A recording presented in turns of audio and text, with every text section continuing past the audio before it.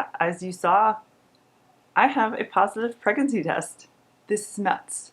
I am so surprised, happy, shocked that this went so fast.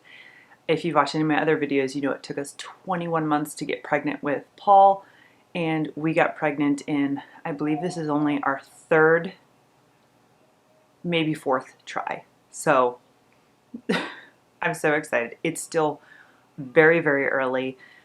I am 5 weeks as of Thursday, so he's the size, I keep saying he or she is the size of a lentil, so itty bitty bitty. I have not yet been to the doctor. We have not told all of our friends. I've told some family and some friends.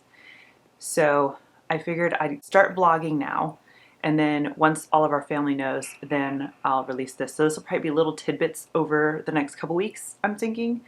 It's July 2nd today, and we're going to see family in person in mid-August, and I think that's when we're going to tell everybody. So then I'll probably tell all my friends on like Facebook and share it all with you. So I guess I'll kind of tell you exactly kind of what happened. So it was probably about days past ovulation 10. I started noticing a couple weird things. Very unconventional pregnancy symptoms, I think. One of the weird things that caught my attention is it happened a couple nights in a row where I was cooking dinner and my feet felt like they were swollen, but I looked down and they weren't, which was very weird. I never had that happen before. My feet were very swollen towards the end when I was pregnant, so I thought that was very strange. And the other weird symptoms was my armpits stunk.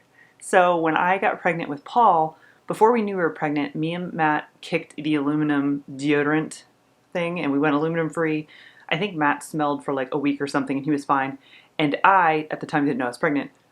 I smelled for weeks. It was gross. I was so tempted to bail. And then we knew we were pregnant.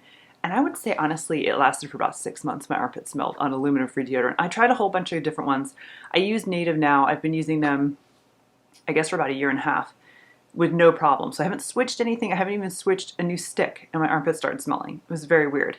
And I was like, this is very strange. And the other thing that I've mentioned in my other videos is I take those LH strips. I keep taking them even after I get my period. So we had ovulated according to the LH strips. I had my surge. And then I kept taking them and it went down like you would expect to see. There was like, a barely faint line. And I think it popped up as like, 0.2, very low. Around day 10-ish, it started creeping up and becoming the line darker. So this has happened to me before with Paul. I've had 2 LH surges. So, you can look into that, whatever you think it means. I've read all sorts of things of that's how a lot of women become pregnant with twins because they ovulate twice, or your body thinks you ovulated, but you didn't, so it kicks off again. My cycles would be really long. Some of the cycles would be like 70 days long, which is horrible when you think you're pregnant. That's why I took the LH strips like literally every day except for when I had my period. So I kept taking them and they were getting darker and darker and darker. I looked up what that meant and I got conflicting results, whether the LH level is consistent with pregnancy. I don't think it's a pregnancy test by any means. I just think that maybe your hormones are a little out of whack and that's what it's picking up. The LH hormone is definitely different than the HCG hormone to test for pregnancy. So it was just something was going weird with my body. So I did have a couple of pregnancy tests. In my other video, I said, don't bother getting them until you have to go out to get them. Wait till you're late. I was not late. So on Saturday, I was supposed to get my period this Monday. On Saturday, we had family over and it was in the afternoon when you're not supposed to take a pregnancy test. I was like, you know what? Let me just take it. So I took it and you didn't even see it at first. But I was like, is that a line? I could see it from like the edge of the test. So I sent it to one of my girlfriends. I'm like, do you see this? And she's like, she went through IVF and all that stuff. She's like, I've seen enough tests to know that is a line. I was like, oh boy. So I didn't say anything to anybody. And then the next morning I got up and took it. And now you can see a very faint line. Like it is boom there. So I was like, oh my God, what do I do? This is just crazy. So I kept it to myself for a while. And then my sister-in-law was here with my nephew and my brother-in-law. So I grabbed her and was like, oh, I have to show you this baby thing upstairs. And I showed her the test and I was like, I'm pregnant. So she knows. And then I was going to wait till tell Matt for his birthday. His birthday's July 10th. But there was no way I was waiting that long. So I think I told him that night. So he knows. And I also texted my older sister and told her, sent her pictures. My parents are coming down in a couple weeks, so I didn't want to tell them. I wanted to tell them in person when they get here. And I didn't tell my little sister because tragically she lost her sweet little dog. Well, he's not little, but her dog Riley passed away. He was very sick, so it was expected in a way, but unexpected. And it was just devastating just because, you know, we're a dog family, so dogs are like loved ones. So I totally get that and just didn't want to. I can tell her later. She's also coming down soon, so I will tell her in person. So we've told like a couple different people, a lot of people, but how am I feeling? Literally, when I missed my period, I got a couple symptoms. So my period was supposed to come on Monday, and I instantly started feeling insanely bloated to the point of like my shirts are tight and my pants are tight. But oddly enough, I weighed myself and I haven't gained a pound. Where does that bloating come from? I don't know. It's so weird. It's like moving from different parts of my body, but like I couldn't suck it in if I wanted to. Like it's just gross. And then on Tuesday I got up and I had those little flashes in my eyes that I get for a migraine. I can't take anything. I even checked to see if I could take Excedrin migraine. I knew I wouldn't be able to, but I was like, let me just see. And it says, you know, if you're pregnant, ask a doctor. So I just took some Tylenol. I had some Coca-Cola. I was actually filming too. And yeah, so I got sick to my stomach, but I think that was more the migraine. I don't think that was morning sickness, but it had the same timing. With Paul, my morning sickness actually wasn't in the morning. It was like clockwork around like 4 or 5 p.m. right before we had dinner. I would get sick almost every day, but it wasn't this early on. It was like month like 3-ish. I think that started to happen. But other than that, I'm fine. I get really tired, but it works out that with Paul, we nap on the floor. So I just take a power nap with him. That seems to be working out well. So other than that, I feel really good. I'm about to go call the birthing center now and make an appointment to see one of the midwives. This is really exciting. But other than that, it's just not too exciting yet. Nothing really happening. I'm not obviously showing. I'm only 5 weeks. I looked at the app and I believe he or she has a little tail forming and the very, very beginnings of a heartbeat, which is so sweet. So what I'm going to do with my vlog is I wasn't vlogging when I was pregnant with Paul. So I did actually I had 2 of them. I had 2 little pregnancy journals that I wrote in all my thoughts and how I felt and everything. So I have that as a memento for me and to give to Paul later in life if he cares. Maybe he doesn't. But I figured with this baby, I don't have the time to sit there and like notate anything else. So I'm going to use my channel as my medium for that. So I'm going to vlog probably little tidbits every week on what's going on. And then I'll just make, I think, like a monthly update video, like month 2, and then I'll put all those little things in there. More for me, unless anybody cares. So I think that's what I'm going to end up doing. Also, in case you are curious, I am going to do a blog post around the same time that this is released, and I'm going to put all of my charts. So I was, like I said, taking the LH strips, so I'll show a screenshot of what those look like when I ovulated and then when they started creeping up again. I have my BBT, I always forget what this stands for, basal body temperature, is that it? Something like that. It was low. I got my spike for the ovulation and it stayed really high. And I keep taking my temperature every morning anyway, just because it's data and it's cool to have. And it's been significantly higher than before I ovulated. So that was something I remember with Paul as well. I don't know if I actually had a cover line. A lot of the times on my charts, my temperature was like kind of all over the place, so I don't have a cover line. And I did just recently get a new thermometer because mine broke. So here's the thermometer I'm using. It's Easy at Home. It's actually the same company that makes the tests that I use. And the tip is like flexible, it's silicone. I don't know if you see it, but it's actually pretty big. And the backlight, if I can turn this on, is, I don't know if you're gonna be able to pick that up, but it's blue. So why do I care? I get up pretty early. I get up at like 5:30 in the morning and it's dark and you can't see. My other thermometer, I had to take my phone and like light it up to see the temp. So this one lights blue initially when you put it in your mouth, the light goes out, it takes your temp. And then when the temp is ready, it glows blue again. So you can see the temperature without lighting it up with anything. So this is a cool gadget. I'll link this below that I have this. And then, like I said, you can't take ibuprofen or anything. Well, at least I don't. I've only been taking Tylenol. So I have Tylenol that has expired. So I need to get some more. but just regular Tylenol I have on hand. And then I really try not to use Tums. It was recommended by my doula and my midwife with Paul not to use too many Tums. I'm not vouching for anybody else, but they always recommended these papaya enzymes, chewables. And this is not expired. Good, because when I bought this with Paul, there was 600 in here. So this is the brand that I bought, and I just pop a couple of these when my stomach starts feeling a little queasy. So I've been taking those when my stomach hurts. But other than that, I haven't had any morning sickness yet. I have had a couple ginger ales when I had that migraine and was really sick. But yeah, so that's everything this week. And I don't want to go too long because I want to add a couple more weeks into this video. So yay, baby number 2.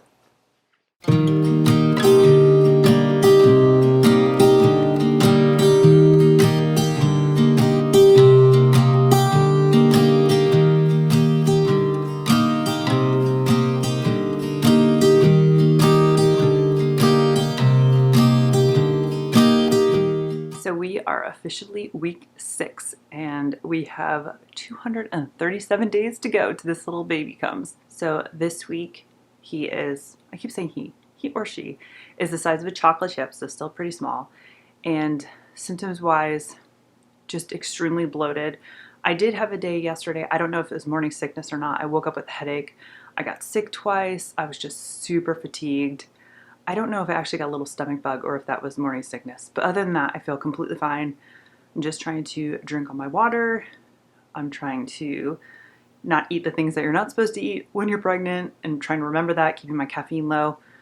But other than that, yeah, it's still the same as last week. I did tell 2 of my girlfriends. My older sister Sue's coming this weekend. She already knows, but it'll be fun to hang out with her. And then my little sister's coming the following week. And I haven't told her yet, so I get to tell her. So yay, week 6.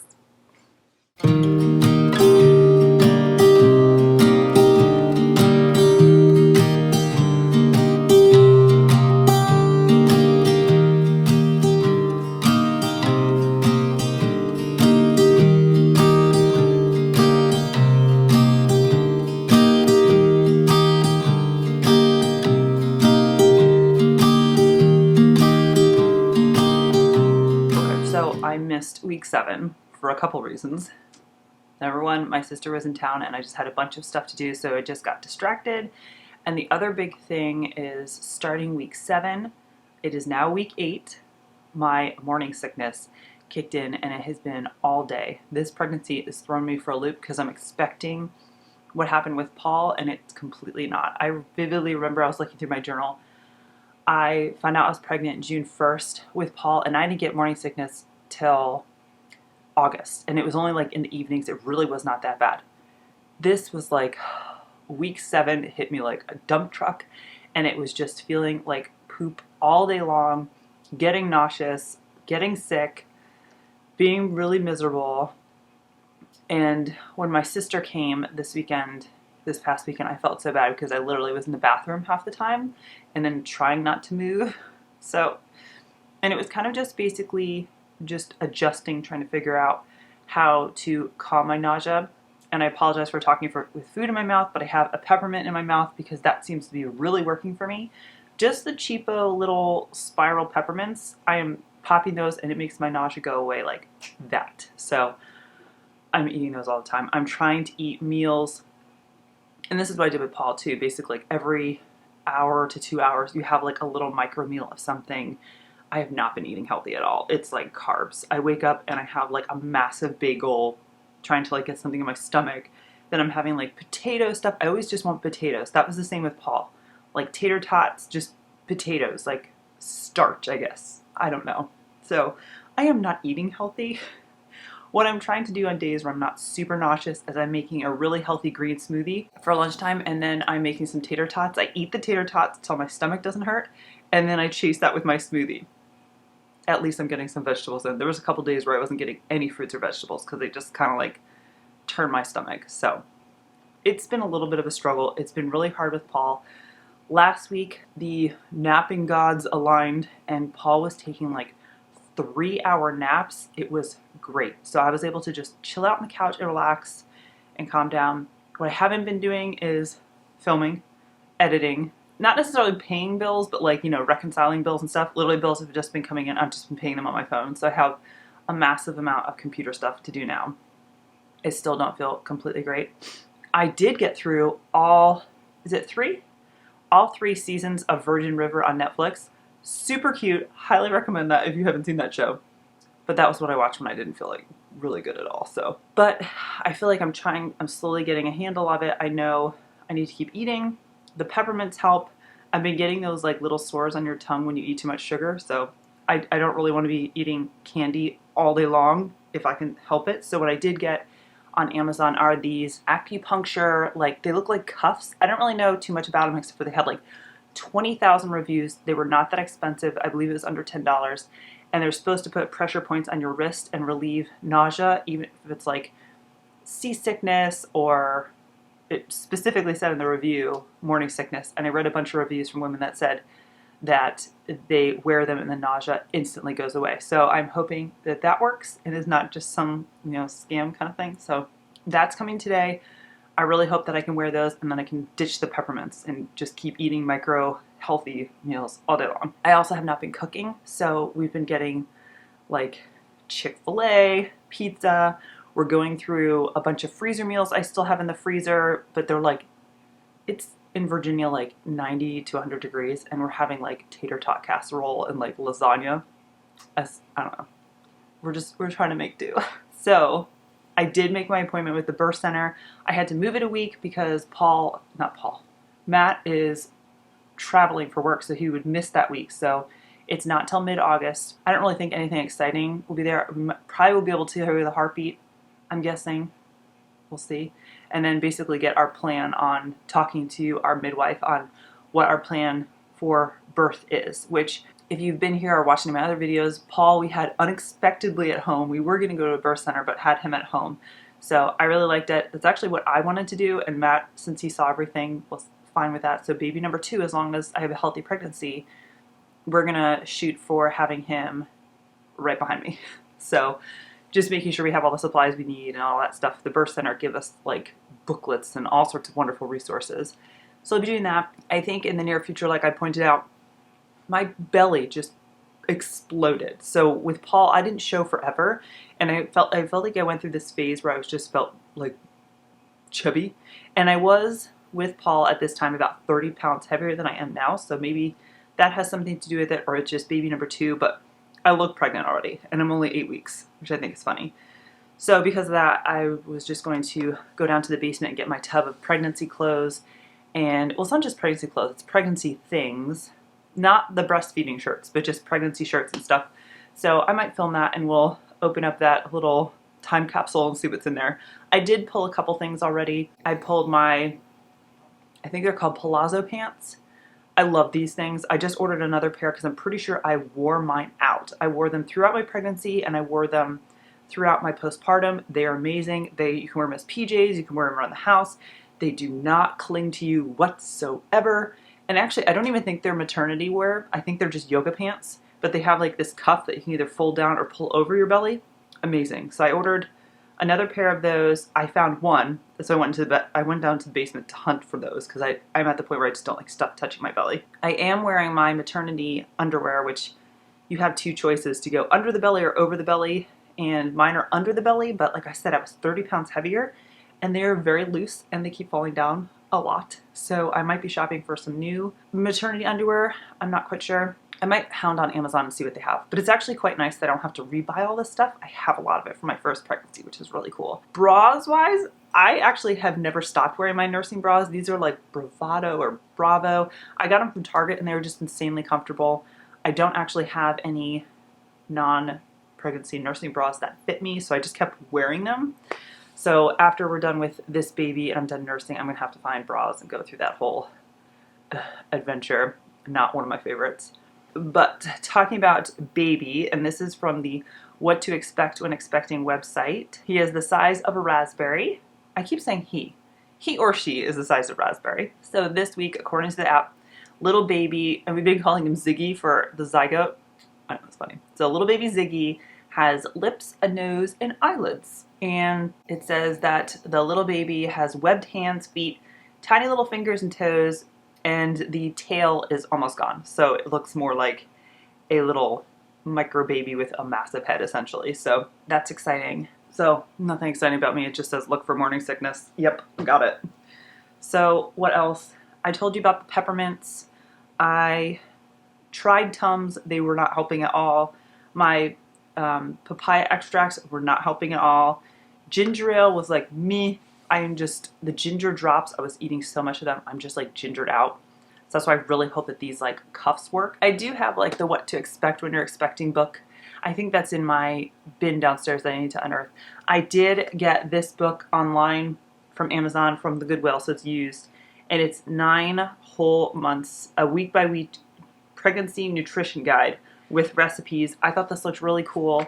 So I haven't even looked at it yet. I brought it upstairs so that I could read it at night and see what that book is all about. Obviously, maybe next week we'll start that. But right now, I'm just in survival mode. So that's everything for week 8. Okay, so next week, I'm 9 weeks pregnant, and that is 3 months. So that will be on a different video.